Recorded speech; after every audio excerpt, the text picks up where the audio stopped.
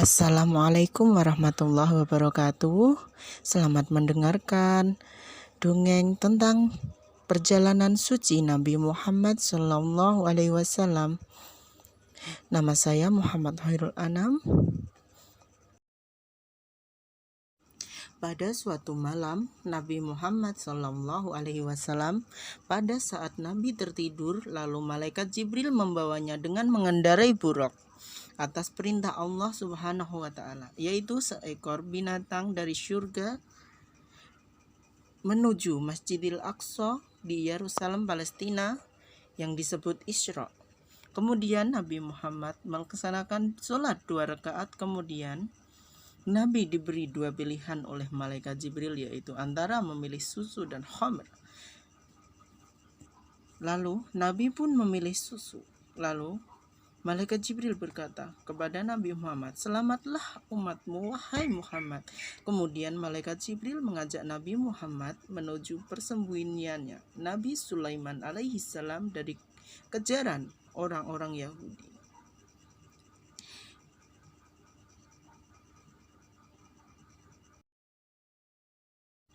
Lalu malaikat Jibril mengajak Nabi Muhammad SAW menuju tempat yang sangat tinggi, yaitu Sidratul Muntaha, yang disebut Mi'raj. Di sana Nabi ditunjukkan beberapa hal. Yang pertama, Nabi Muhammad melihat ada seorang yang panen terus-menerus tanpa henti-henti. Lalu Nabi bertanya, "Siapakah dia itu, wahai Jibril?" Tanya Nabi. Lalu malaikat Jibril menjawab, "Dia adalah umatmu yang sedang memanen pahalanya atas kebaikannya selama di dunia."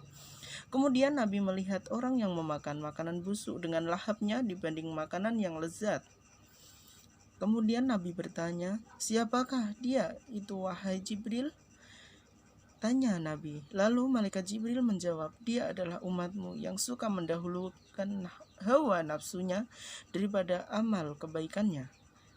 Kemudian Nabi mencium aroma wangi, lebih wangi dari kasturi.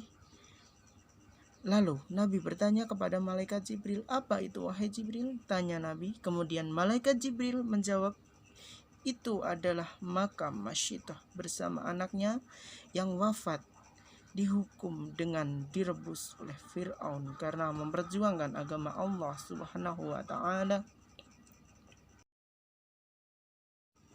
Di langit pertama, maka dikatakan kepadanya, "Siapa engkau?" Jibril menjawab, "Saya Jibril." Dikatakan lagi, "Siapa yang bersamamu?" Jibril menjawab, "Dia adalah Muhammad." Dikatakan, "Apakah dia telah diutus?" Jibril menjawab, "Dia diutus." Maka dibukakan bagi Nabi Muhammad dan malaikat Jibril pintu langit pertama, dan Nabi bertemu dengan Nabi Adam alaihissalam.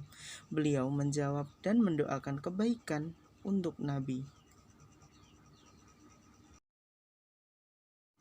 Di langit kedua, kemudian Nabi Muhammad naik ke langit kedua. Lalu Jibril meminta dibukakan pintu, maka dikatakan kepadanya, "Siapa engkau?" Jibril menjawab, "Saya Jibril." Dikatakan lagi, "Siapa yang bersamamu?" Jibril menjawab, "Nabi Muhammad." Dikatakan, "Apakah dia telah diutus?" Jibril menjawab, "Dia diutus." Maka dibukakan bagi Nabi Muhammad dan malaikat Jibril pintu langit kedua, dan bertemu dengan Nabi Isa bin Maryam dan Yahya bin Zakaria. Beliau menyambut Nabi dan mendoakan kemudian untuk kebaikan untuk Nabi. Kemudian naik lagi ke langit ketiga. Kemudian malaikat Jibril naik bersama Nabi ke langit ketiga, dan malaikat Jibril meminta dibukakan pintu. Maka dikatakan kepadanya, "Siapa engkau?" Jibril menjawab, "Saya Jibril." Dikatakan lagi, "Siapa yang bersamamu?" Jibril pun menjawab, "Dia adalah Muhammad." Dikatakan, "Apa dia telah diutus?" Jibril menjawab, "Dia diutus." Maka dibukakan bagi Nabi Muhammad dan malaikat Jibril pintu langit ketiga, dan Nabi Muhammad bertemu dengan Nabi Yusuf yang telah diberi separuh dan ketampanan wajah. Beliau menyambut Nabi dan mendoakan kebaikan untuk Nabi. Langit keempat. Kemudian malaikat Jibril naik bersama Nabi Muhammad ke langit keempat, dan malaikat Jibril meminta dibukakan lagi pintu langit keempat. Maka dikatakan kepadanya, "Siapa engkau?" Jibril menjawab, "Saya Jibril." Dikatakan lagi, "Siapa yang bersamamu?"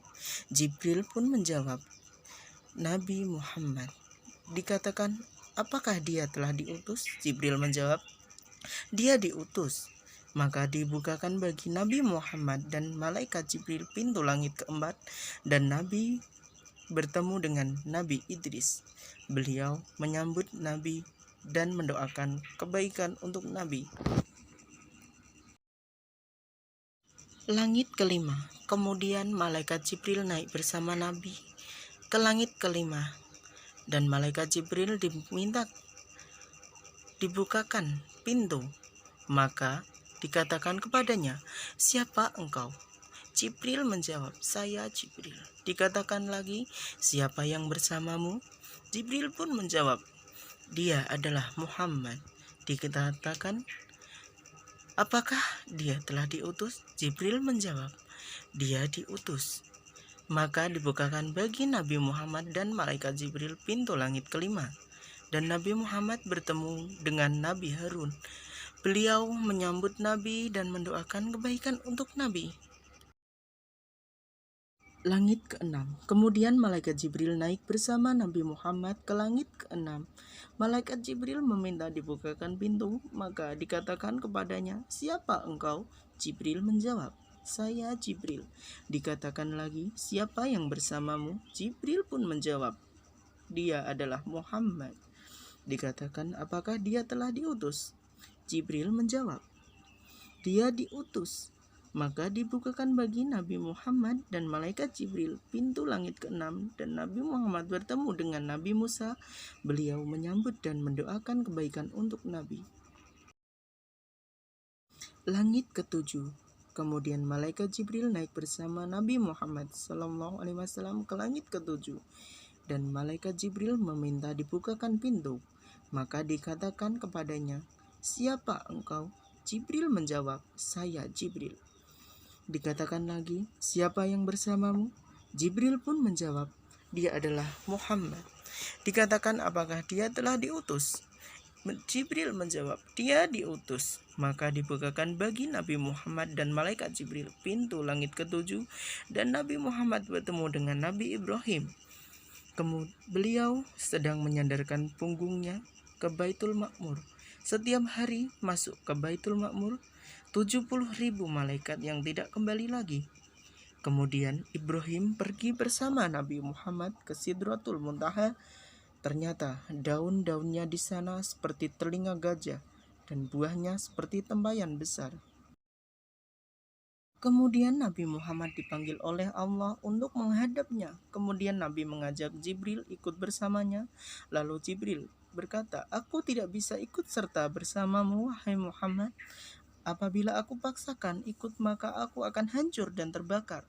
Kemudian Nabi berjalan sendiri melewati jembatan panjang yang disebut Siratal Mustaqim. Kemudian Nabi melihat seorang yang disiksa di dalam neraka. Nabi pun menangis. Kemudian tidak berapa lama Nabi sampai kepada Allah. Nabi merasa gemetar, lalu Nabi berkeringat, dan keringatnya membasahi tanah di surga.